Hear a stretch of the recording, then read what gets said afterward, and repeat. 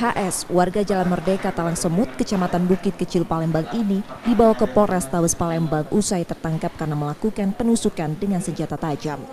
Pada polisi yang memeriksanya, tersangka mengaku menusuk AS hingga harus mendapat perawatan di rumah sakit karena dipicu rebutan lahan parkir di hajatan nikah. Masih dari keterangan tersangka, sebelum peristiwa terjadi, tersangka melihat korban sudah berada di lokasi parkir yang menurut tersangka adalah miliknya. Terjadi keributan antara tersangka dan korban karena sama-sama merasa berhak atas lahan parkir tersebut. Tersangka yang memang membawa senjata tajam kemudian menyerang korban dengan senjata tajam tersebut. Mau disuruh jaga parkiran, tetapi datang dari tersangka bahwa dibilang lahan parkir saya.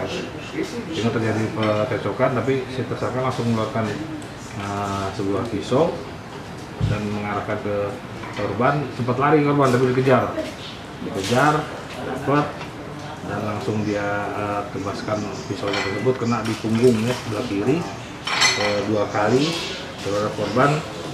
Dan setelah itu korban melarikan diri juga untuk menyelamatkan, takutnya terjadi yang tidak diinginkan. Tersangka kini ditahan di tahanan Polrestabes Palembang dan terancam hukuman di atas 2 tahun penjara. Yudi Kiswanto, Kompas TV, Palembang.